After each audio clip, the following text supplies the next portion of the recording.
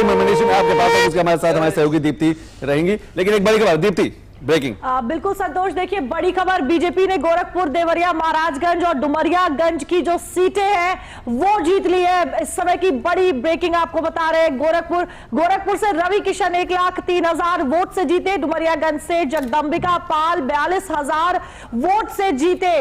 तमाम जो अपडेट्स है वो लगातार आपको सुबह से हम दे रहे हैं। महाराजगंज से पंकज चौधरी 35,000 से ज्यादा वोट से जीते। देवरिया से शशांक मणि 34,000 से ज्यादा वोट से जीत चुके हैं। और लगातार जो अपडेट्स हैं चुनावों को लेकर, रुझानों को लेकर, वो लगातार हम आपको देने की कोशिश कर रहे हैं। बीजेपी ने गोरखपुर, देवरिया, महाराजगंज और डुमरियागंज की जो सीटें हैं वो जीत ली। और हम आपको जो आंकड़े हैं वो भी अलग अलग तरीके से बताने की कोशिश कर रहे हैं, हेलीकॉप्टर के माध्यम से, बुलेट ट्रेन के माध्यम से, ड्रोन के माध्यम से। जो बदलते हुए आंकड़े हैं, बदलती हुई सीटें हैं, वीआईपी चेहरे हैं, वो बताने की आपको लगातार कोशिश कर रहे हैं। और देखिए बीजेपी ने गोरखपुर, देवरिया, महाराजगंज और डुमरियागंज की जो सीटें हैं वो जीती। यहां पर एक बहुत बड़ा पैनल हमारे साथ, और लगातार हम बात कर रहे हैं उन मुद्दों की जिनको इस बार के चुनावों में बड़ा मुद्दा बनाया गया, चर्चा का विषय बने रहे। और ये भी समझने की कोशिश कर रहे हैं कि क्या कुछ वो कमियां रह गई, क्या कुछ वो बातें हैं जिनको लेकर जो रुझान है, जिस तरह के आंकड़े हमें सीधे तौर पर दिखाई दे रहे हैं। देख सकते हैं आप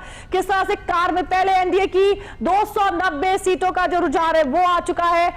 बात की जाए विपक्षी गठबंधन की तो 235 सीटें अभी विपक्षी गठबंधन के पाले में। और इसी तरह से अन्य दलों की अगर बात की जाए तो उनके पास 18 सीटें कार के माध्यम से आपको लगातार अलग अलग तरीकों से दूरदर्शन उत्तर प्रदेश जो तमाम आंकड़े हैं आज के काउंटिंग से जुड़े हुए, इस लोकसभा चुनाव से जुड़े हुए, वो सारे जो तमाम आंकड़े हैं वो आपको दिखाने की कोशिश कर रहे हैं। और हमारे साथ लगातार यहां पर जो विशेषज्ञ आए हुए हैं, जो पैनल है बड़ा, उससे भी हम तमाम मुद्दों को समझने की कोशिश कर रहे हैं। अमित कुशवाहा जी, देखिए अभी मनीष जी कह रहे थे कि इन्होंने मुद्दों पर चुनाव लड़ा, लेकिन आप बीजेपी ने मुद्दों पर चुनाव नहीं लड़ा। क्या वाकई मुद्दों की कुछ कमी रह गई, तभी शायद रुझान में जो आंकड़े हैं इस तरीके से दिखाई दे रहे हैं? नहीं, देखिए मुद्दे तो बीजेपी ने भी अपने 10 साल के कार्यकाल को ठीक ढंग से भुनाया है। आज बीजेपी की स्थिति इतनी कमजोर नहीं देखनी चाहिए।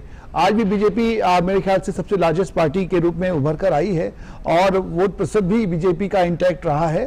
तो मुद्दों की राजनीति पर बीजेपी ने निश्चित तौर पर काम किया है। चुनाव उसी पटरी पर ही उन्होंने लगा।